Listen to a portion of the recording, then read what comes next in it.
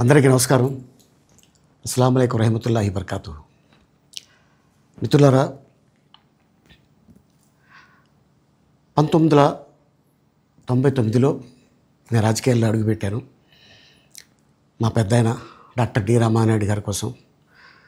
ఎందుకంటే నేను child artist తర్వాత నేను మళ్ళీ ఒక వయసు వచ్చిన తర్వాత నాకు అద్భుతమైన అవకాశం ఇచ్చి ప్రేమ ఖైదీ అనే సినిమాతోటి మళ్ళీ నా కెరీర్ స్టార్ట్ అయింది చైల్డ్ ఆర్టిస్ట్ తర్వాత. అలాగే వారు బాపట్ల నుంచి ఇలాగ నేను ఎంపీగా నుంచుంటున్నాను రా, నువ్వు రావాలి, నా క్యాన్వాస్ చేయాలి అనగానే తప్పకుండా గురుగారు, ఎందుకంటే మీ సినిమా తర్వాత నేను మళ్ళీ ఒక ఆర్టిస్ట్గా నేను ఎదిగాను, సో డెఫినెట్గా నేను వస్తాను అని చెప్పి వెళ్ళటం జరిగింది. అప్పుడు టీడీపీ హయాంలో దాదాపు ఒకే పార్టీలో 20 సంవత్సరాలు నేను ఉన్నాను. తర్వాత మళ్ళీ ఇటు రావడం జరిగింది. నాకు అన్నం పెట్టింది ఫస్ట్ నా తెలుగు ఇండస్ట్రీ, నా తెలుగు ప్రజలు, ప్రేక్షక దేవుళ్ళు, నా నిర్మాతలు, నా డైరెక్టర్సు, నా హీరోలు. ఈ రోజున ఈ రేంజ్లో నేను ఎదిగాను. 45 సంవత్సరాలు ఇండస్ట్రీలో ఉన్నాను.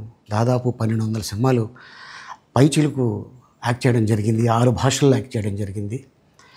ఓకే, నేను దయాగుణం ఉంది, భగవంతుడు ఇచ్చాడు కాబట్టి నాకు రాజకీయం తోడైతే కొద్దిగా 10 మందికి నేను సహాయపడగలను అనే ఉద్దేశంతో రాజకీయాల్లోకి వచ్చాను తప్ప రాజకీయాలు చేయాలని రాజకీయాల్లోకి రాలేదు. ఇండస్ట్రీ నాకు ఇంత మంచి లైఫ్ ఇచ్చింది, నేనేం చేస్తే బాగుంటుంది అని నలుగురిని చూసి నేను ఒక ట్రస్ట్ పెట్టుకున్నాను మా నాన్నగారి పేరున. దాదాపు 16 సంవత్సరాలు అవుతుంది నేను ట్రస్ట్ పెట్టుకొని. ఏ రోజు కూడా, ఈవెన్ దో కోవిడ్లో కూడా ప్రతి నెల వాళ్ళకి 1000 రూపాయలు నేను సాయం చేసేవాడిని. కోవిడ్లో కూడా ఆపకుండా అలా కంటిన్యూగా సాయం చేస్తూనే ఉన్నాను. చాలామందిని నా కుటుంబంలో అవ్వచ్చు, బయట వాళ్ళు అవ్వచ్చు, చుట్టాల్లో అవ్వచ్చు, చాలామందికి చదివించాను నేను.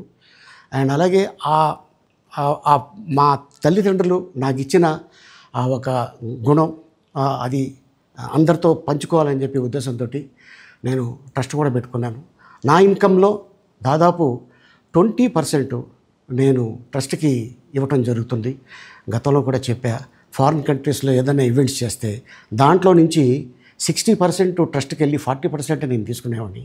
సో ఇట్లాగా చాలా సేవలు చేసి ఉన్నాను కాబట్టి ఈ మాట కూడా నేను మీకు చెప్పుకుంటున్నాను.